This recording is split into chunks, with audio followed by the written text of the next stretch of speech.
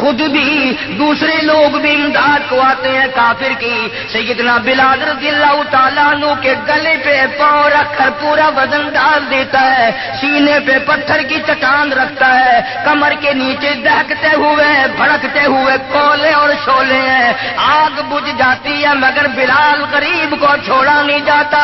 آج کوئی مار کھائے گا عورتوں کے پیچھے, کوئی زمین کے پیچھے, کوئی دولت کے پیچھے, کوئی مکان کی وجہ سے, کوئی دکان کی وجہ سے, کوئی کرسی کی وجہ سے, کوئی شہنشاہیت کی وجہ سے, کوئی وزارت کی وجہ سے, کوئی سفارت کی وجہ سے بلال مار کھاتا ہے. قرآن کہتا ہے وَأُوذُوا فِي سَبِيلِي وَقَاتَلُوا وَقُتِلُوا لَأُكَفِّرَنَّ عَنْهُمْ. خدا کہتا ہے یہ وہ لوگ ہیں جنہوں نے مار کھائی میری راہ میں, میرے نام پہ مار کھائی, میری وجہ سے مار کھائی. زبان پر مصیبت آئی, جان پر مصیبت آئی, مالی تکلیف پہنچی, بھوک پیاس کی تکلیف اٹھائی. خدا فرماتے ہیں میرا بندہ تکلیف اٹھاتا ہے, میں سامنے کھڑا ہو کر دیکھتا ہوں. وَأُوذُوا فِي سَبِيلِي, اور میرے بندے میں تجھے دیکھ رہا ہوں, میرے نام پہ تجھے مار پڑ رہی ہے.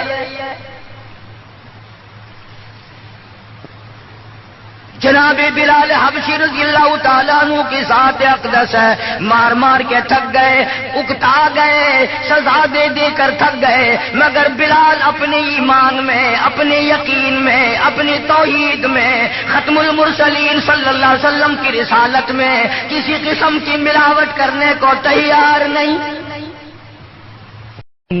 شرور انفسنا ومن سيئات أعمالنا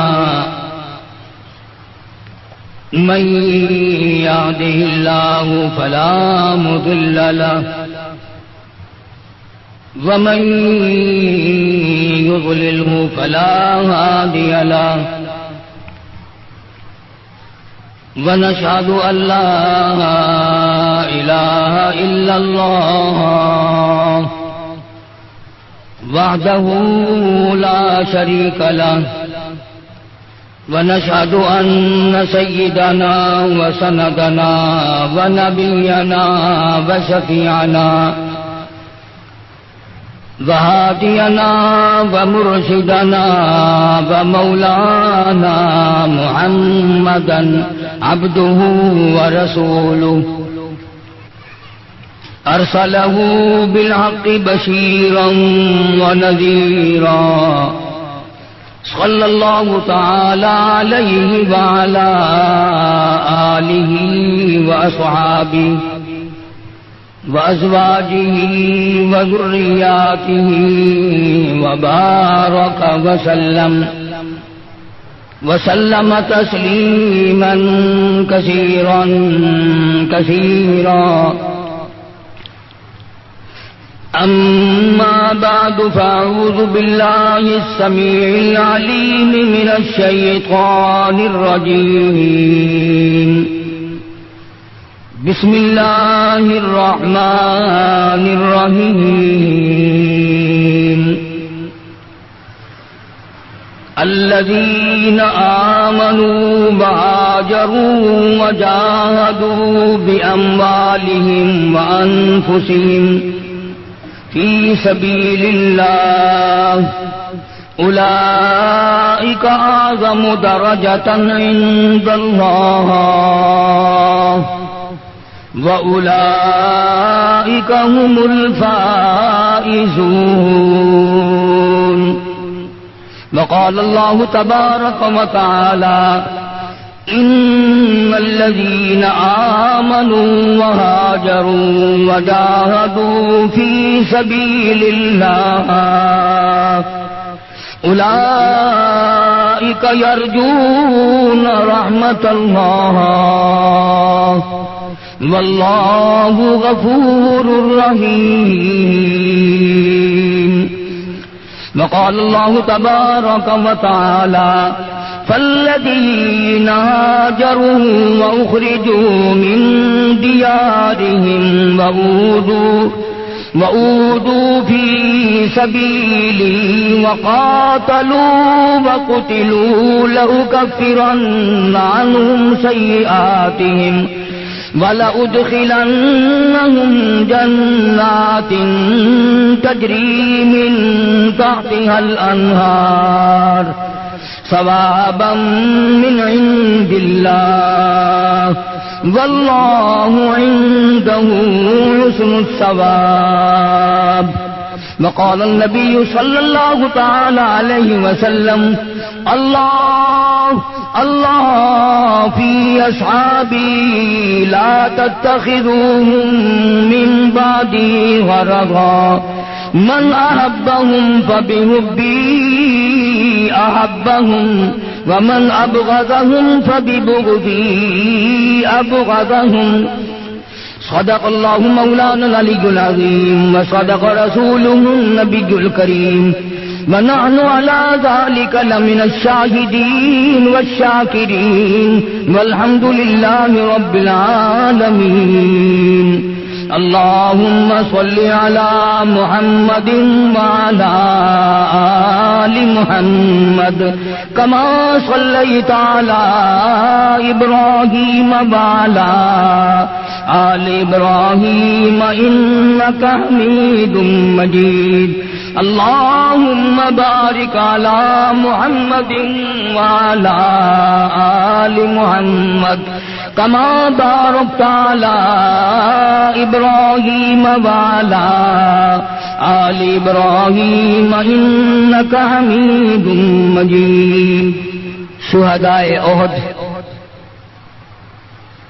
وہ صحابہ کرام رضوان اللہ تعالی علیہ مجمعین جنہوں نے محض اللہ کے نام پر بغیر کسی دنیاوی غرض کے اپنے مولا کو راضی کرنے کے لیے اپنی جان کا نذرانہ پیش کیا. میں عرض کر دیتا ہوں، آپ سن لیتے ہیں. کروڑوں سلام ہو ان حضرات کی روحوں کو جنہوں نے اس مقام شہادت کی لذت اٹھائی اور اس کا مزہ چکھا. اس کا نام ہے غلامی، اس کا نام ہے اطاعت، یہ ہے فرما برداری، یہ ہے عشق رسول، اس کا نام ہے محبت رسول صلی اللہ علیہ وسلم. بے شمار صحابہ کرام رضوان اللہ تعالی علیہ مجمعین ایسے ہیں جنہوں نے محض اللہ کی رضا کے لیے کلمہ طیبہ لا الہ الا اللہ محمد الرسول اللہ صلی اللہ علیہ وسلم پڑھنے کے بعد جن تکلیفوں کا سامنا کیا، آج اس کا کوئی ارادہ بھی نہیں کر سکتا. بدقسمت قوم، کم سے کم اگر ہم ان کی ریس نہیں کر سکتے جنہوں نے اللہ کے نام پر اپنی جانوں کا نذرانہ پیش کیا، قربانی یہ دی، ان کی تعریف تو کرو، ان کی قربانیوں کا اعتراف تو کرو. انہوں نے جو اپنی زندگی میں تکلیفیں اٹھائی ان کو خراج تحسین پیش کرو. shahideislam.com دنیا کے لیڈروں کو بڑے یاد کرتے ہو، قرآن مجید جن کی تعریف کرتا ہو، اللہ جن کی تعریف کرتا ہو، سرکار مدینہ صلی اللہ علیہ وسلم کے اس موقع پہ جنہوں نے امداد کی ہو جب زمین کے اوپر آسمان کے نیچے کالی کملی والے کا ساتھ دینے والا کوئی نہ تھا.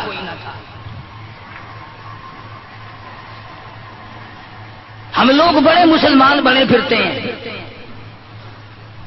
ذرا سی مشکلات آئیں فوراً چپکلا بازی کھا جاتے ہیں، مسئلے میں سے مسئلہ نکال لیتے ہیں. یہ وہ حضرات تھے، نہ پہلو تہی کی، نہ کروٹ بدلی، نہ نگاہ بدلی. خدا کی قسم جس نگاہ سے سرکار کا دیدار کیا تھا انہی آنکھوں کو سامنے رکھتے ہوئے اللہ کے حضور میں اپنی جان کے ٹکڑے کرا لیے. کمال ہے ان لوگوں کا. اور آج بدقسمت لوگ صحابہ کرام کی مذمت کرتے ہیں. میں تمہاری خیر خواہی کرتا ہوں، ایسے لوگوں سے یاری مت کرو جو صحابہ کے دشمن ہوں.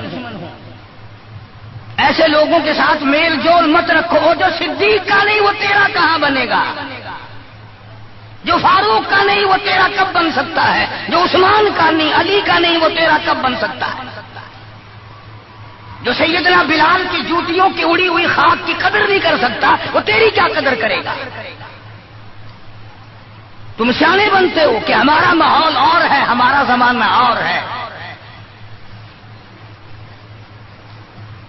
سیدنا بلال حبشی رضی اللہ تعالی عنہ ان غریب صحابہ میں سے ہیں جنہوں نے ابتداء اسلام میں بڑے دکھ اٹھائے، بڑی پریشانیاں جھیلی، صرف کہنے سننے کی بات نہیں، اور خداوند عالم نے ان کے مقدر جگائے۔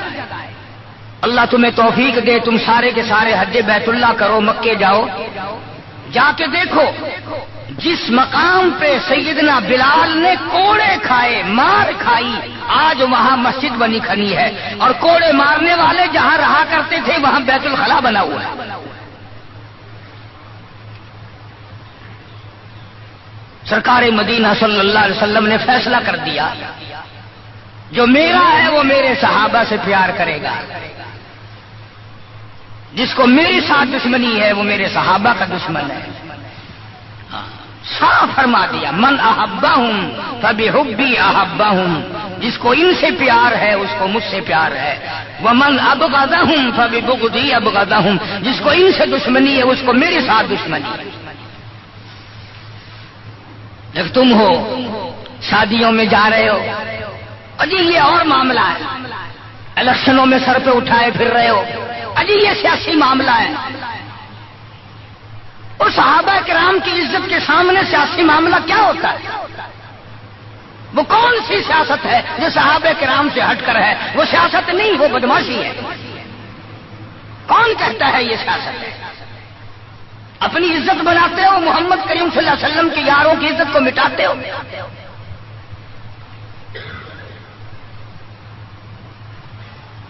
قربان جاؤں ان حضرات پہ، تم تو اب بھی نہیں سمجھ سکے ہوگے میں کن کی بات کر رہا ہوں۔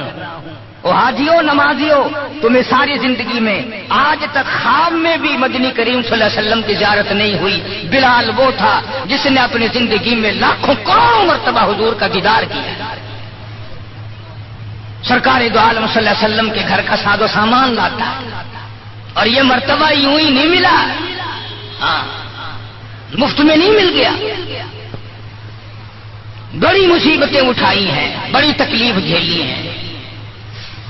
امیہ ابن خلف مکے کا بہت بڑا بدماش قسم کا کافر غلام ہے۔ امیہ ابن خلف بہت بڑا سردار ہے مکے کا۔ حضرت بلال رضی اللہ تعالی عنہ اس کے غلام ہیں، زر خرید ہیں۔ امام الانبیاء محبوب کبریا حضرت محمد مصطفیٰ صلی اللہ تعالی علیہ وسلم کا دیوانہ پروانہ، جان نثار، جان پہ کھیلنے والا بلال، سرکار کے چہرے انور کا دیدار کیا تو کلمہ پڑھ بیٹھا۔ امیہ ابن خلف کو پتا چلا بلال کو مارنا شروع کیا، سارا دن مارتا ہے،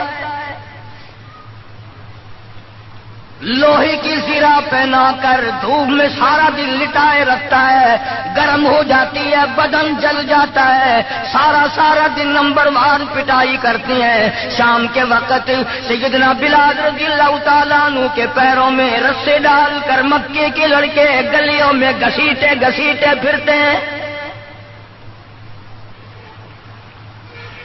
جس گلی سے گزارا جاتا ہے عورتیں پوچھتی ہیں کیا بات ہے، نوجوان پوچھتے ہیں کیوں مارتے ہو، مارنے والے جواب ایک دیتے ہیں، غلام امیہ ابن خلف کا ہے، کلمہ کالی کملی والے کا کیوں پڑھتا ہے؟ چمڑا اڑ گیا، ہڈیاں سالم نہ رہی، روزانہ گھسیٹا جاتا ہے، روزانہ مارا جاتا ہے، روز مار کے امیہ ابن خلف تھک گیا۔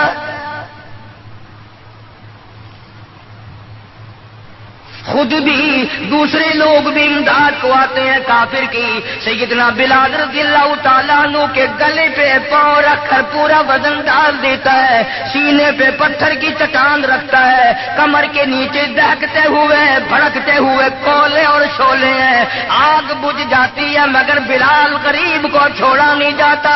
آج کوئی مار کھائے گا عورتوں کے پیچھے, کوئی زمین کے پیچھے, کوئی دولت کے پیچھے, کوئی مکان کی وجہ سے, کوئی دکان کی وجہ سے, کوئی کرسی کی وجہ سے, کوئی شہنشاہیت کی وجہ سے, کوئی وزارت کی وجہ سے, کوئی سفارت کی وجہ سے بلال مار کھاتا ہے. قرآن کہتا ہے وَأُوذُوا فِي سَبِيلِي وَقَاتَلُوا وَقُتِلُوا لَأُكَفِّرَنَّ عَنْهُمْ. خدا کہتا ہے یہ وہ لوگ ہیں جنہوں نے مار کھائی میری راہ میں, میرے نام پہ مار کھائی, میری وجہ سے مار کھائی, زبان پر مصیبت آئی, جان پر مصیبت آئی, مالی تکلیف پہنچی, بھوک پیاس کی تکلیف اٹھائی. خدا فرماتے ہیں میرا بندہ تکلیف اٹھاتا ہے, میں سامنے کھڑا ہو کر دیکھتا ہوں. وَأُوذُوا فِي سَبِيلِي, اور میرے بندے میں تجھے دیکھ رہا ہوں, میرے نام پہ تجھے مار پڑ رہی ہے.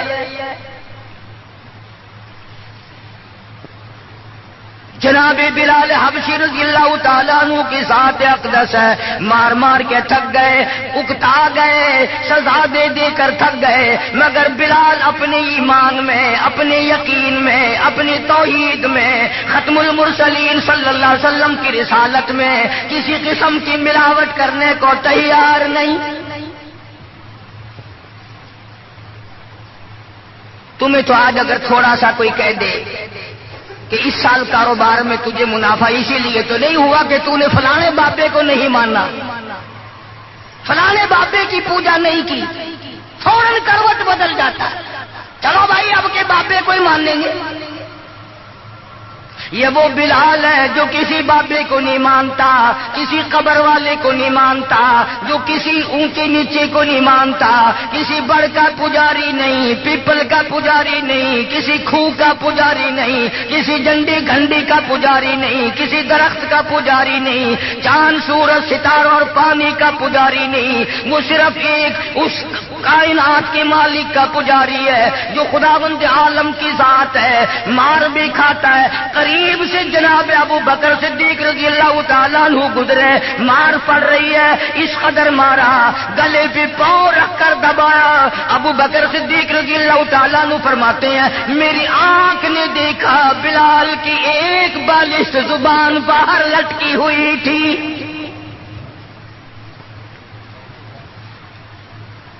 کمال ہے, اتنی تکلیف اٹھا رہا ہے. جب بھی ذرا سا پاؤں پرے کو ہٹایا, سانس آیا, فوراً آواز لگاتا ہے اللہ احد, میرا خدا ایک ہے, میرا معبود ایک ہے, میرا کارساز ایک ہے, میرا پیدا کرنے والا ایک ہے, میری جان کا مالک ایک ہے. واللہ علی کل شیء قدیر, وہی ہر چیز پہ قادر ہے. میری جان پہ بھی اسی کی قدرت ہے, میرے یقین پہ اسی کی قدرت ہے. اور مارنے والوں میں سچا عاشق ہوں, تم مارتے تھک جاؤ گے, میں مار کھاتا نہ تھکوں گا. اس لیے جس کی وجہ سے مار کھا رہا ہوں وہ حی قیوم ہے, میں اسی کا بندہ ہوں.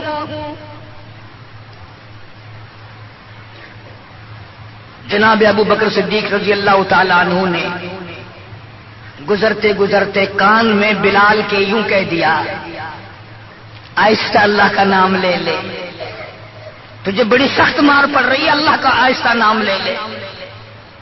جناب بلال رضی اللہ تعالیٰ عنہ فرماتے ہیں مجھے بڑا دکھ پہنچا, تکلیف ہوئی, اور یوں فرمایا ابو بکر اور اگر کوئی کہے تو کہے, تو نہ کہو یہ بات. نے کہا میں تیری تکلیف دیکھ کے کہہ رہا ہوں, تجھے صدمہ بڑا پہنچ رہا ہے, تجھے تکلیف بڑی پہنچ رہی ہے. جناب بلال حبشی رضی اللہ تعالیٰ عنہ فرمانے لگے ابو بکر میں تجھے کیا بتاؤں, جب میری کمر کے نیچے کولے, میرے سینے پہ پتھر کی چٹان, اور میرے گلے پہ امیہ ابن خلف کا پیر رکھا ہوا ہوتا ہے, اور وہ بدن پورا ڈالتا ہے, میری جان نکلنے کو ہوتی ہے, مجھے پروردگار کی طرف سے آواز آتی ہے او میرے بلال تیرا کیا حال ہے. جب وہ ذات سامنے آئے میں کیسے آہستہ کہوں، اور میرا حال پوچھنے والا خدا ہو میں کیسے آہستہ اللہ کا نام لوں؟ بدنصیب قوم آج تو نہ آہستہ اللہ کا نام لیتے ہیں، نہ زور سے اللہ کا نام لیتے ہیں. چھوڑ ہی دیا، نماز چھوڑ دی، قرآن کی تلاوت چھوڑ دی، اللہ اللہ کرنا چھوڑ دیا، مسجد میں آنا ہی چھوڑ دیا. یہی وجہ ہے کہ آج کافروں کا ڈنڈا اور مسلمانوں کے سر ہے، پٹ رہے ہیں ساری دنیا میں. کون ہے مارنے والا مسلمان کو اگر ہم مسلمان ہوں؟ جناب ابو بکر صدیق رضی اللہ تعالیٰ عنہ نے یہ بات سنی تو حیران ہو گئے. بڑا عجیب طریقے سے مصیبتیں اٹھائیں، بڑی بڑی تکلیفیں جھیلیں، مار مار کے بلال حبشی کو تھک جاتا تھا. ایک دن سیدنا بلال رضی اللہ تعالیٰ عنہ کو اتنا مارا حضرت بلال رضی اللہ تعالیٰ عنہ فرماتے ہیں مجھے یقین ہو چلا کہ آج میرا وقت آ گیا، آج میرا دم آخری ہے. اندازہ لگاؤ کمر کے نیچے دہکتے ہوئے کولے اور شولے، سینے پہ پتھر کی چٹان ہے اور کوڑے مار رہے ہیں، اور گلے پہ پاؤں رکھ کر کے وزنداز رکھا ہے. تھوڑا سا سانس آیا، بلال نے اپنے پروردگار سے التجا کر دی، کہتا اے خدا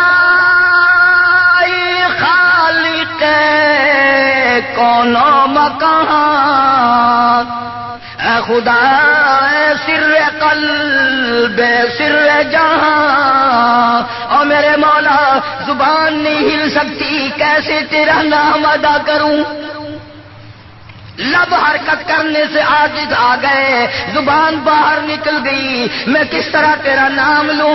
دل ہی دل میں تجھے پکارتا ہوں. کہتا او میری مولا مجھے مار کی پرواہ نہیں، مجھے تکلیف کی پرواہ نہیں، میرا حال یہ بنا ہوا ہے جو تیری مرضی ہو وہ کر میرا حال، عشق میں ثابت قدم ہوگا بلال. اور میرے مولا مجھے اب اوپر اپنے اتنا یقین آ گیا، اب مجھے اپنے اوپر بھروسہ اتنا ہو گیا، جو تکلیف آئے پرواہ نہیں، میں تیرا نام چھوڑنے کو تیار نہیں. چاروں طرف کافر بیٹھے ہیں، حضرت بلال رضی اللہ تعالیٰ عنہ کی رگ رگ میں کانٹے چبھو رہے ہیں، طرح طرح کی ایذائیں دے رہی ہیں. کہتا ہے ہر رگوں ریشوں میں کانٹے چبھ گئے، اور جس قدر ہو سکے ہیں ایذائیں دے مجھے، میں بے پرواہ ہوں اس بارے میں تکلیفوں سے تیرا نام چھوڑنے والا نہیں.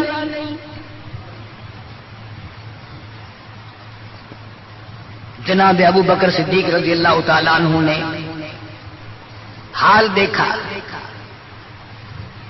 آج کا دولت مند رات دن سوچتا ہے دوسرا کارخانہ کس طرح سے لگاؤں، کاہے کا لگاؤں، کہاں لگاؤں، دوسری فیکٹری کہاں لگاؤں، دوسرا کاروبار کس طرح پہ بڑھاؤں. یہ مکے کا دولت مند تاجر ہے جس کا نام ابو بکر صدیق ہے رضی اللہ تعالیٰ عنہ. یہ مکے کی گلیوں میں اس نیت سے چکر لگاتا ہے کوئی مصیبت زدہ مسلمان ہوگا تو دولت خرچ کر کے اس کو آزاد کراؤں گا.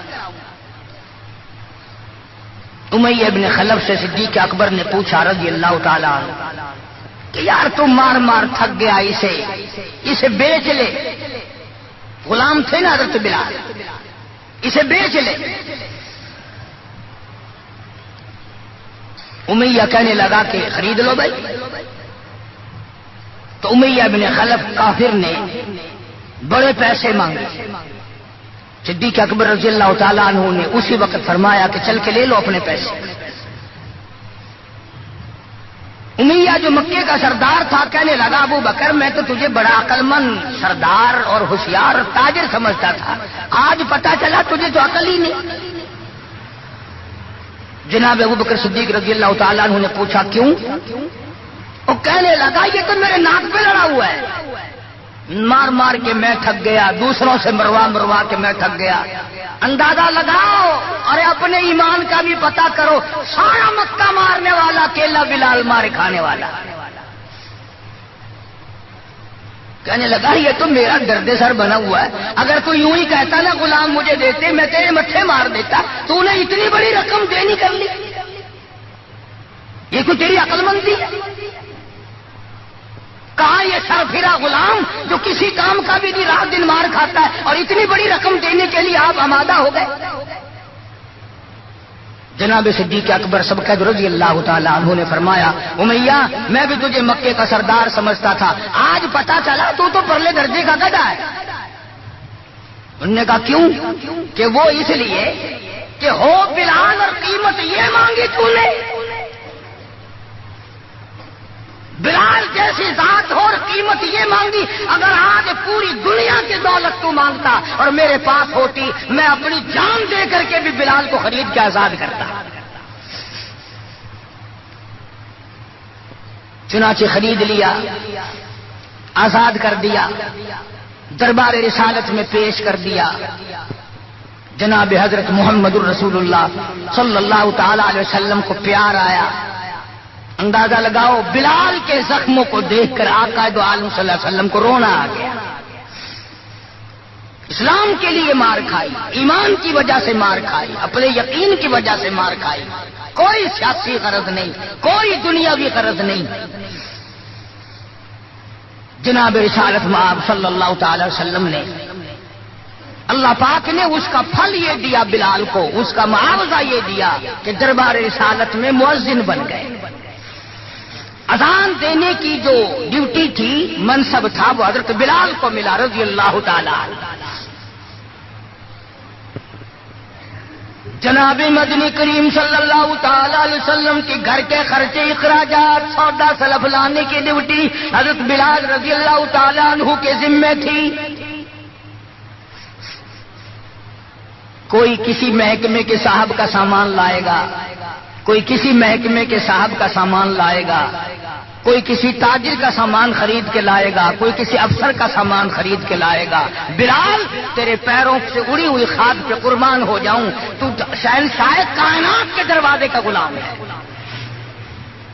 تو حضور کریم صلی اللہ تعالی علیہ وسلم کا سامان لاتا ہے، اور 5 وقت اذان کی ڈیوٹی ہے۔ آپ صلی اللہ علیہ وسلم کے لیے قرضہ بھی لے کے آتا تھا بلال یہودیوں سے۔ ایک دفعہ ایک قرضے والے نے جان کر کہ دوبارہ اسے پھنساؤ، غلام بناؤ، حضرت بلال رضی اللہ تعالیٰ عنہ اذان دینے کے لیے تیار کھڑے تھے، یہودی آیا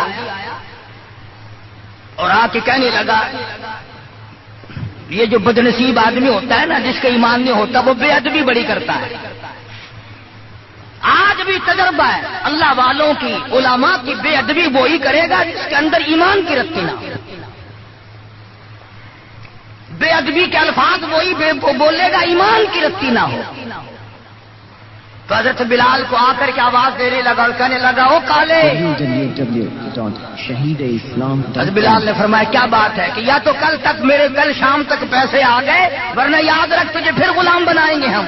جناب ابشر رضی اللہ تعالیٰ عنہ مدنی کریم صلی اللہ تعالی علیہ وسلم کی خدمت عالیہ میں تشریف لائے، عرض کیا کالی کملی والے فلانا یہودی آ کر کے بڑی زبردست دھمکی دے گیا، وہ مجھے پھر دوبارہ غلام بنانا چاہتے ہیں، وہ پھر مجھے پریشان کرنا چاہتے ہیں، میں اب اتنا بڑا قرضہ کیسے ادا کروں؟ میں صبح کہیں نکل جاؤں گا، چھپ جاؤں گا، روپوش ہو جاؤں گا، جب کوئی انتظام ہو جائے اطلاع فرما دینا، میں حاضر خدمت ہو جاؤں گا۔ آئے بلال تجھے مبارک ہو، تو سرکار دو عالم صلی اللہ تعالی وسلم کے قرضے کی وجہ سے پریشان ہے۔ ذرا سوچیں وہ لوگ جن کو اللہ تعالیٰ نے دولت بخشی ہے، جن کو اللہ پاک نے کھانے پینے کے لیے دیا ہے، کہ ہمارے نبی حضرت محمد کریم صلی اللہ علیہ وسلم نے کن دکھوں سے اپنی زندگی پاس کی ہے، قرض لے لے کر۔ صرف قرض نہیں، آج ہم یہودی بن کے مر رہے ہیں، عیسائی بن کے مر رہے ہیں، کافر اور مشرک بن کے مر رہے ہیں، ان کی ریس ہے ہر معاملے میں۔ ان کے طریقے کو اپنا کر کے آج مسلمان نوجوان بڑے خوش ہوتے ہیں. تم نے ہزاروں مرتبہ سنا ہوگا. آؤ شہنشاہ کائنات کا وہ لباس تو دیکھو جس لباس میں حضور صلی اللہ علیہ وسلم کی وفات ہوئی.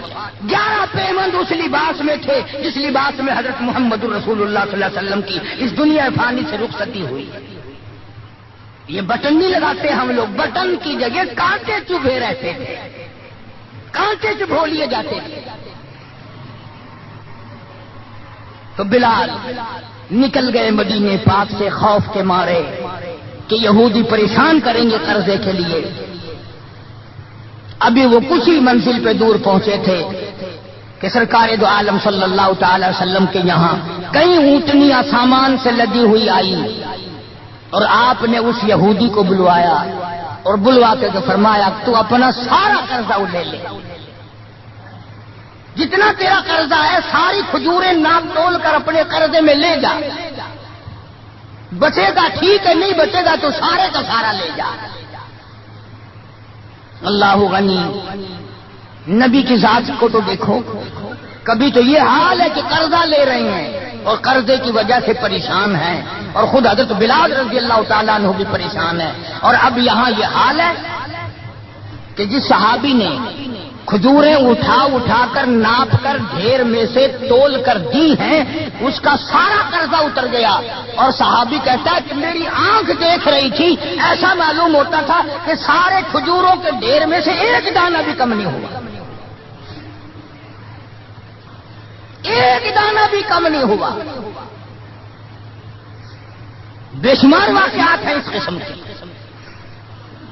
مدینہ پاک میں اللہ پاک سب کو زیارت نصیب فرمائے. مدینہ پاک کی صحابی ہے حضور صلی اللہ علیہ وسلم کا، اس کا باپ فوت ہو گیا، قرضہ تھا باپ کے ذمے. اس نے سارے سیزن کی کھجوریں اکٹھی کی اور ڈھیر لگا کر سرکار دو عالم صلی اللہ علیہ وسلم کی خدمت عالیہ میں آیا کہ جی فلاں آدمی کا میرے ابا کے ذمے قرض ہے، وہ آپ کھڑے ہو کر اتار دیں، اپنے سامنے وہ قرضہ اتروا دیں. ساری کھجوریں میں نے سنبھال کے رکھی ہیں، بچوں کو ایک دانہ نہیں دیا میں نے. کیسے لوگ تھے جو باپ کے قرضے کا فکر کرتے تھے. اب تو الحمدللہ اپنے قرضے کا فکر نہیں. اگر میں مر گیا تو کون دے گا، بلکہ خوش ہیں، قرضہ مار کے مر جانے پہ لوگ خوش ہیں. حالانکہ قرضہ ایسی چیز ہے کہ حضور کریم صلی اللہ تعالی علیہ وسلم نے جب تک یہ پوچھ نہ لیا کبھی بھی کسی کا جنازہ نہیں پڑھایا، جب تک یہ پوچھ نہ لیا کہ اس کے ذمے کسی کا قرضہ تو نہیں. اور اگر پتا چلا کہ ہے تو فرمایا ضامن بنو، کون دے گا. اور اگر ضامن کوئی نہیں بنا تو حضور نے کسی صحابی سے جنازہ پڑھوا دیا، خود جنازہ چھوڑ دیا. یہ تھوڑی بات ہے کہ نبی جنازہ چھوڑ دے. آج لوگ گسے مارتے ہیں، بڑے خوش ہوتے ہیں، کوئی گل نہیں، ایسا کوئی بھجے نہیں. آدمی اپنا قرضہ جو منگا کے مٹی جا گئے ہیں، بچ گئے کہ کہیں دینا نہیں، ڈرتا نہیں. اگر میں مر گیا تو میرا قرضہ کون دے گا. یہ تھوڑی مصیبت ہے، یہ تھوڑی بات. اور نبی جس کا جنازہ چھوڑ دے، نبی جس کی جنازے کو چھوڑ کر ہٹ جائے، یہ کوئی تھوڑی بات ہے. پہلے لوگ دعائیں مانگا کرتے تھے، یا اللہ مقروض بنا کے نہ ماریو، اور اب دعا کرتے ہیں یا اللہ جتنا گڑگپا کر کے مروں اتنا ہی اچھا. بے ایمانی کر کے مرنا چاہتے ہیں، لوگوں کا پیسہ کھا کے مرنا چاہتے ہیں، فنکاری کر کے مرنا چاہتے ہیں. شرم نہیں، یہ کوئی موت ہے؟ یہ کوئی مرنا؟ یہ تو لعنت کی موت ہے. کسی کا کھا کے مر جاؤ، جب وہ سنتا ہے تو کہے گا نہیں اور کچھ پر خدا کی لعنت، تو میرا روپیہ کھا کے مر گیا.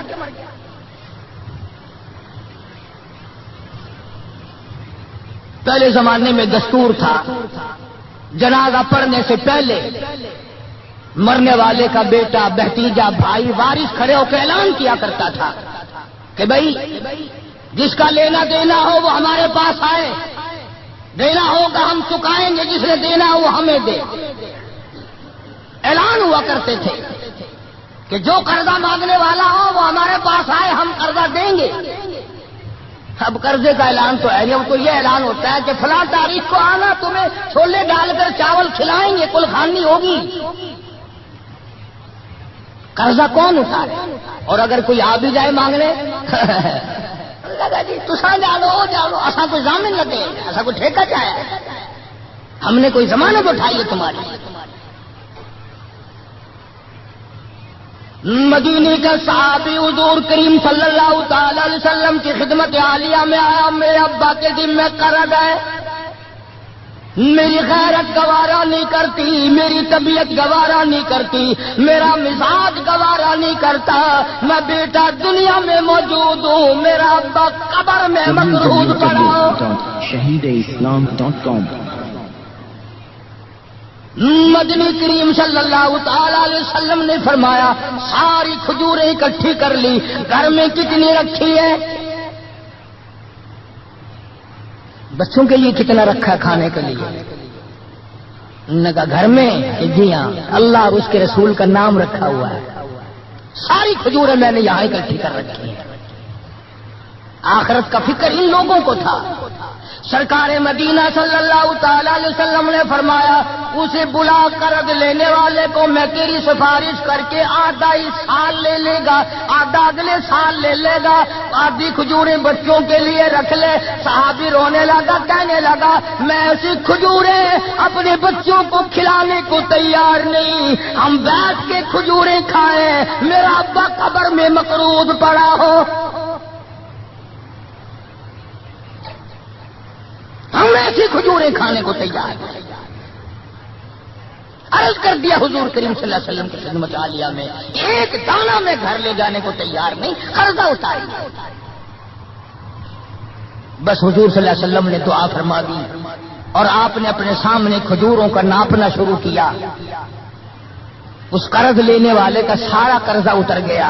صحابی کہتا ہے میری آنکھیں دیکھ رہی تھی اور مجھے یہ تسلی ہو رہی تھی کہ پورے ڈھیر میں سے ایک دانہ بھی کم نہیں ہوا، سارا قرضہ چک گیا، سارا قرضہ اتر گیا، مگر ایک دانہ کم نہ ہوا۔ جس وقت مدنی کریم صلی اللہ تعالی علیہ وسلم کے ذمے جو قرضہ تھا بلال کے ہاتھ کا لیا ہوا، وہ سارا قرضہ اتر گیا۔ رحمت کائنات صلی اللہ علیہ وسلم نے حضرت بلال کو پھر بلوا لیا، فرمایا بے شک بے پرواہ ہو جا، اللہ نے سارا قرضہ تیرے میرے سر سے اتار دیا۔ بھوک کی مصیبت بھی دیکھی، پیاس کی مصیبت بھی دیکھی، اور اتنا زبردست عشق تھا کہ جب مدینے پاک میں اذان دیتا تھا تو جب اشہد ان محمد رسول اللہ کہتا تو حضور کریم صلی اللہ علیہ وسلم کی طرف اشارہ کرتا تھا کہ میں ان کی رسالت کی گواہی دے رہا ہوں۔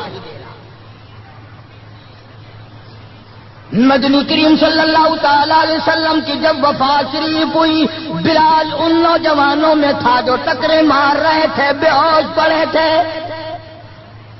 کہاں جاؤں، کسے دیکھ کے اپنا گزارا کروں، کس کا دیدار کروں، کس کو اپنا آقا مولا بناؤں، کون میرے سینے پہ ہاتھ رکھ کے پوچھے گا بلال تیرا کیا حال ہے، کون پوچھے گا مجھ سے؟ اور حضور صلی اللہ علیہ وسلم کی وفات شریف کے بعد جب مسند کو خالی دیکھتا اور جب اذان دیتا اشارہ کرتا حضور نظر نہ آتے، بے ہوش ہو کر گر پڑتا تھا۔ انہیں محبت تھی، انہیں لگن تھی، انہیں سوز و گداز تھا، انہیں عشق تھا، ان کے دلوں میں اللہ تبارک و تعالیٰ نے جناب رسول اکرم صلی اللہ علیہ وسلم کی محبت کی مہر لگا رکھی تھی۔ آج ہمارے دلوں پہ مہر مال کی ہے، دولت کی ہے، پیسوں کی ہے، دنیا کی ہے، کرسی کی ہے، اقتدار کی ہے، سرکار کی محبت کی مہر نہیں ہے۔ اگر وہ ہوتی تو آج ہمارا خدا جانے کیا حال بنا۔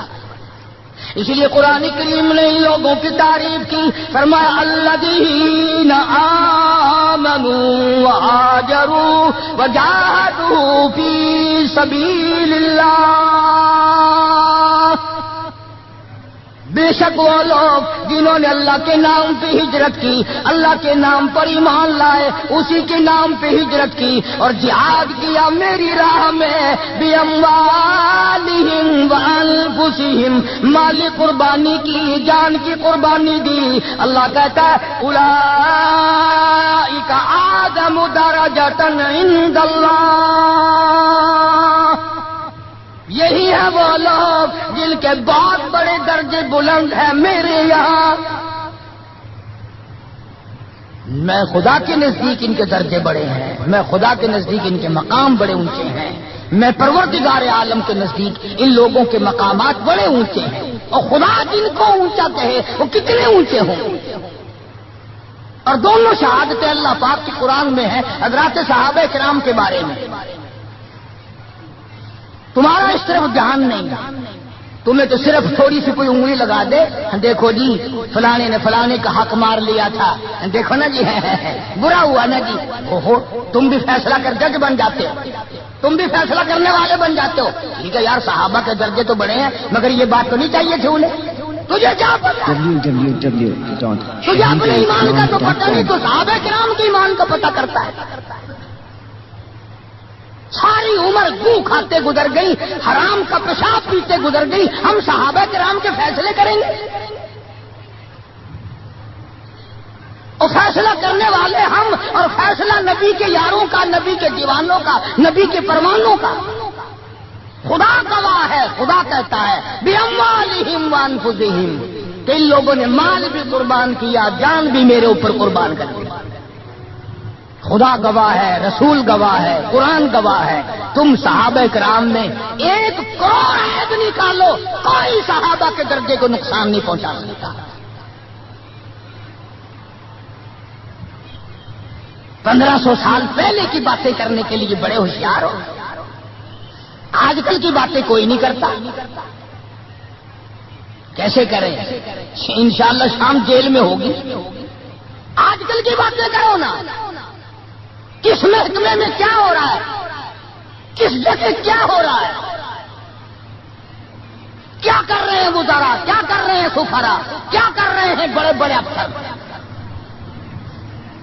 ان کی بات نہیں کرتے، رسالے چھاپتے پھرتے ہیں صحابہ کرام کے نام پر.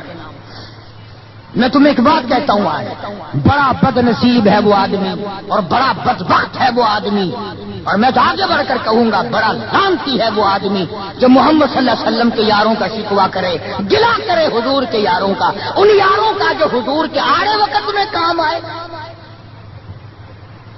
جنہوں نے حضور صلی اللہ علیہ وسلم کے ساتھ ہو کر اپنے پیٹ پہ پتھر باندھے، افاقے کاٹے، مصائب جھیلے، پیاسے مرے، بھوکے رہے، ان کا گلا کرتے.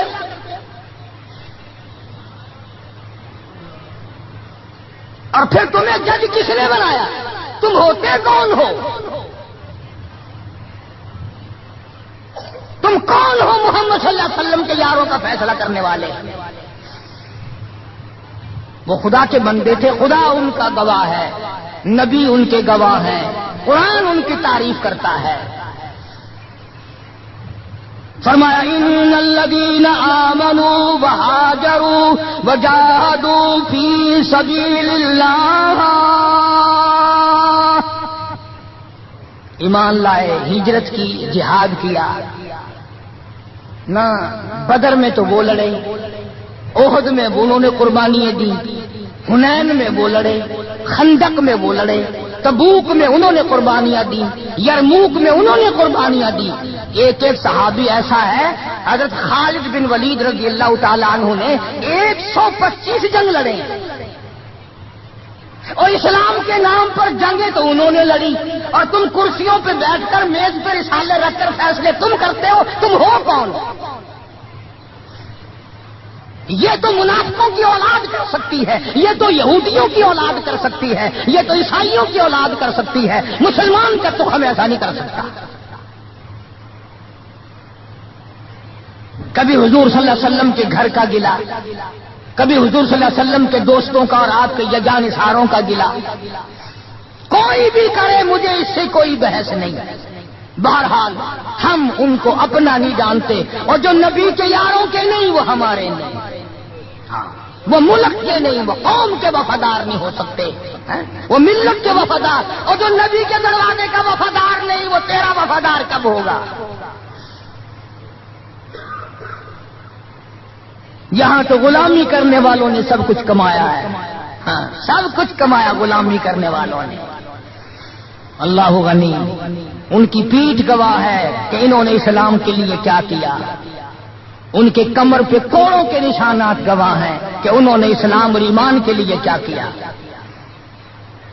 سیدنا بلال سب قید رضی اللہ تعالیٰ وفات شریف کے بعد مدینے میں رہ نہ سکے، منبر خالی میرے سے دیکھا نہیں جاتا، دمشق چلے گئے، وہاں جا کر اپنی اللہ اللہ کی۔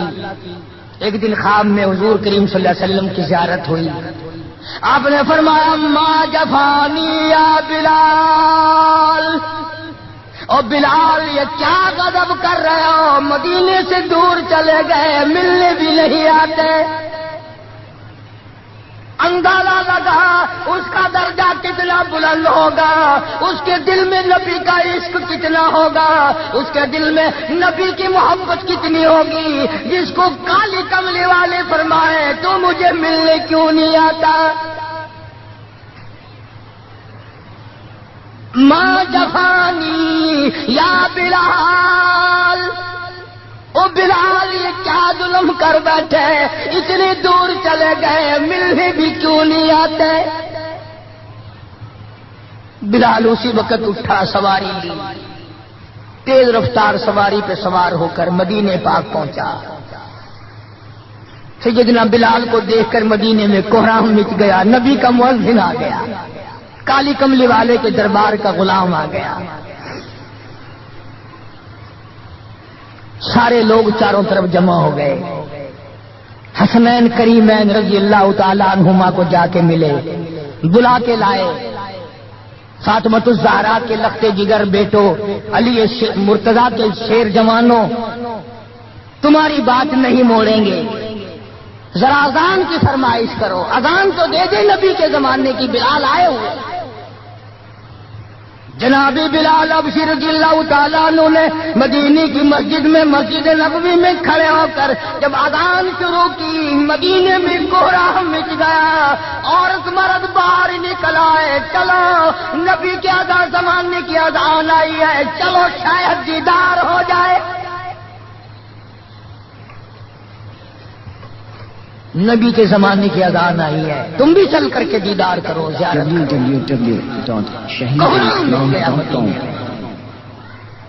بلال ایک دو روز قیام کرنے کے بعد پھر واپس چلے گئے، دمشق میں وصال ہوا۔ ان جوانوں میں مقام ہے صحابہ کرام میں سے حضرت بلال رضی اللہ تعالیٰ عنہ کا، جنہوں نے محض اپنے ایمان اور کلمہ طیبہ لا الہ الا اللہ محمد الرسول اللہ صلی اللہ علیہ وسلم کی وجہ سے مار کھائی۔ انہوں نے چوری کر کے مار نہیں کھائی، ڈاکہ مار کے مار نہیں کھائی، قتل کر کے مار نہیں کھائی، کسی خوبصورت لڑکی کے پیچھے مار نہیں کھائی، دکان مکان کے پیچھے مار نہیں کھائی، بلکہ خدا کہتا ہے وَأُوذُوا فِي سَبِيلِي، اور یہ وہ لوگ ہیں جنہوں نے میرے نام پہ مار کھائی، جنہوں نے میری وجہ سے مار کھائی۔ عرض کرنے کا مقصد یہ، لوگوں کے کہنے میں مت آیا کرو، یہ جو پھرتے ہیں نا کتابیں لیے ہوئے، اس کتاب میں یہ لکھا ہے، اس کتاب میں، اس کو کہہ دیا کرو کہ ان کو آگ لگا دو، کتاب ان کتابوں کو آگ لگا دو جن کتابوں میں نبی کے دیوانوں کا گلا ہو، شکوا ہو، دشمنی۔ یہ دیکھو قرآن سارا گواہ، نہ تمہارے لا کالج کے شاگرد پاس ہیں اور نبی کے شاگرد فیل ہیں، تمہاری یونیورسٹیوں کے اسٹوڈنٹ پاس ہیں اور مدینہ یونیورسٹی کے شاگرد فیل ہیں، عقل ہے کھوپڑی میں؟ اور آج کے پروفیسروں کے شاگرد پاس اور امام الانبیاء کے شاگرد فیل۔